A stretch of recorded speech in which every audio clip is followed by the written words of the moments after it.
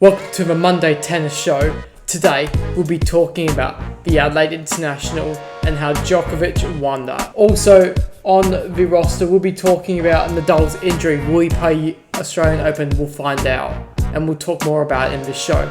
And lastly we'll be talking about Alcaraz and the United Cup. Alcaraz out with injury and we'll talk more about that later in the show. And the United Cup as USA win the inaugural United Cup against Italy. So first of all, on the agenda is the Adelaide International that just concluded on yesterday, and Djokovic prevails in that in a 3-set win, a grueling win against Sebastian Korda, one of the next-gen hopefuls that will hopefully win a few Grand Slams in the future. So Djokovic, he had quite a easy run going into the final, winning all his matches in straight sets. So it was a pretty comfortable run. No troubles in his first matches until the final, where he did struggle a bit against Korda, who fought to the end but could not get away with the goodies. And Djokovic, that is his first title for the season. Going into an Australian Open in tip-top form, he is one of the favourites to finish and win in that final. So for this year's Adelaide International to the second tournament, there is quite a good lineup of players, starting with Andrei Rublev as the first seed.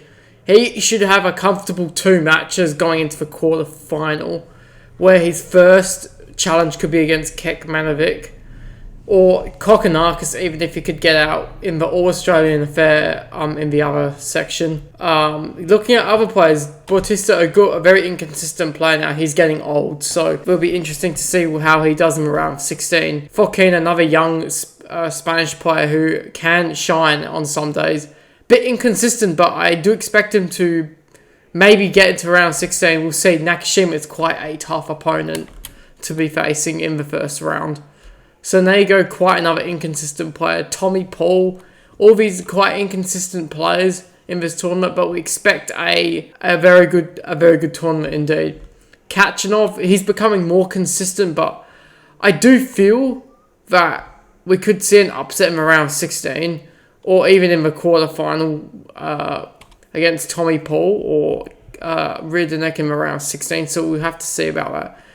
And at the bottom, Pablo Carreño Busta, another favourite to win the tournament. He doesn't have a hard bracket until the quarterfinal, where he could be playing Daniel Evans, and that could be a tough match. In other news, Alcaraz pulls out of the Australian Open with a leg hamstring injury.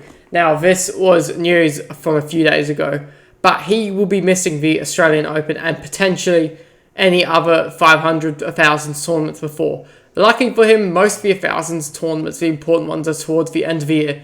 So he's got time to recover for those other Grand Slams, the French Open, Wimbledon, etc. So he is hoping to get back on the court before the French Open, hopefully, and play that. And his number 1 ranking is pretty much gone because of his injury. So Djokovic can take it, well, depending on the points. The number 1 spot is open for this tournament. Whoever wins this tournament potentially takes the number 1 spot. The Australian Open potentially takes his number 1 spot. So this is probably the most open tournament yet, or one of the most open tournaments yet, in deciding who takes that number 1 spot. Any Casper Ruud, Tsitsipas, we'll see. Even Auger-Aliassime, we'll see what happens. But it's quite an open tournament, and I expect it to be a very good tournament indeed. In other news, about the Nadal injury. Now, he's been nursing that abdominal injury for quite some time now. He's been playing tournaments, he's been playing matches. He didn't have a good start to the season in the United Cup, but I do expect him to play the Australian Open, and I do expect him to make a good run at least, like maybe quarterfinal. We'll see, depending on how the draw goes. And I'll be making another video going over the draw, the Australian Open draw, and also a special edition episode for each round. So round 1, round 2, looking at some of the matchups that are going to be occurring. And yes, it's going to be quite exciting, making more videos for you guys at home. So yes, it'll be you'll see my analysis, my opinion on some of the things. And yeah, Nadal, I think, should be playing this tournament. And I do think the injury might hamper him a bit, but I do think he will make a good run into this tournament, into the Australian Open. In the end of the United Cup, USA come on top against Italy. Right now, 4-0 up. So I do expect them to get a 5-0 comfortable win against Italy. Italy, I don't have the firepower like the USA did. USA had 2 top players in Tiafoe and Fritz, which are more consistent than they ever were now. And they are in their primes, those two. So they're doing pretty well. They're smooth, but going on quite smoothly. Tiafoe making that deep US Open run last season. And Fritz always showing up and giving it his best every time.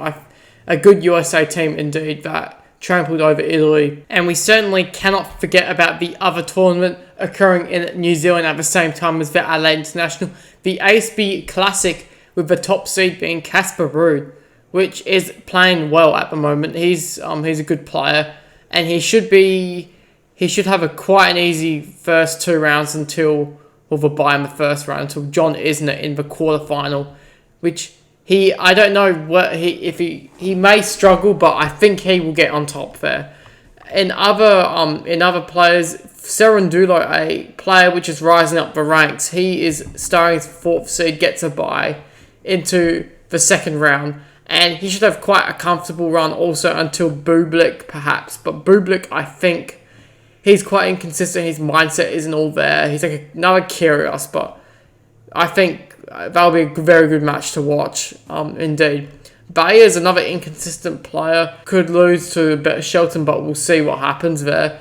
Fognini, one of the older players, which is going down the ranks. He used to be a top 30 player, I'm pretty sure. Top 20, top 30 player. So we'll see. That is a must-watch. If he goes against Schwartzman in the second round, that should be a good match. And Norrie as the second seed, beating Nadal at the United Cup. He is he's in decent form. I think he will have a quite an easy run until the semi-final, where he could potentially play Baez or Schwartzman. Is a must-watch also. And now for our final segment of the show, looking at the rankings for the ranking changes for this week. And as we see, Djokovic gains him a vital 250 points in the Adelaide International. And Auger-Aliassime's disappointing start to the season puts him down to 7th place in the rankings. Quite a disappointing start to the season, losing to the Australian Poppy Rin. But I do feel he could go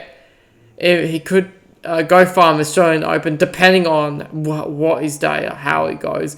But I am predicting him. If you watch the Australian Open predictions, watch that to find out my predictions on that player, because I have a special feeling about that player.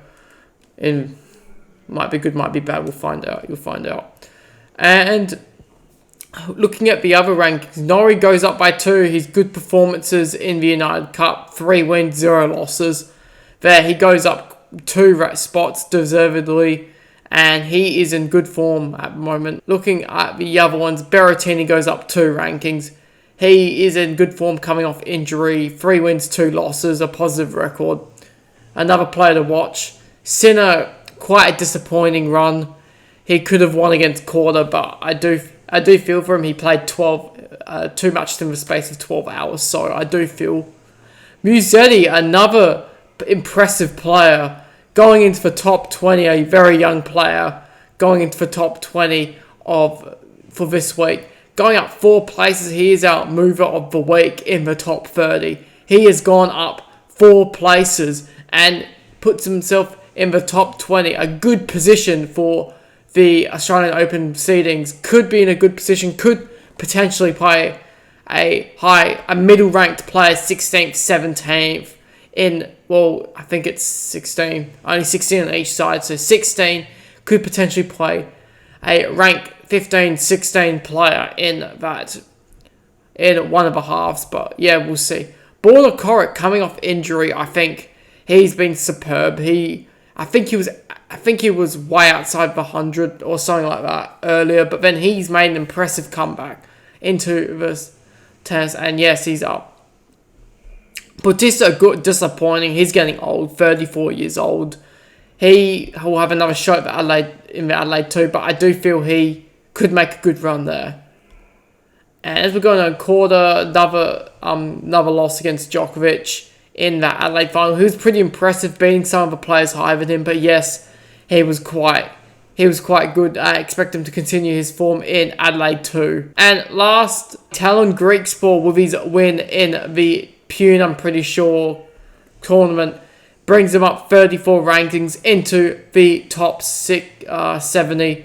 And he is going impressively. And going into the Australian Open, he could be a watch going in a few rounds, depending on how the draw goes. And so, guys, that is the end of the Tennis Monday show. Like and subscribe. Go check out my gaming channel if you like gaming. And we're doing a horror being boozed at the moment, so go check out that. And yeah, like and subscribe. See you guys in the next episode, which should be the Australian Open draw, which comes out maybe end of next week, or even the Monday Tennis show. We'll see. See you guys in the next episode. Take care.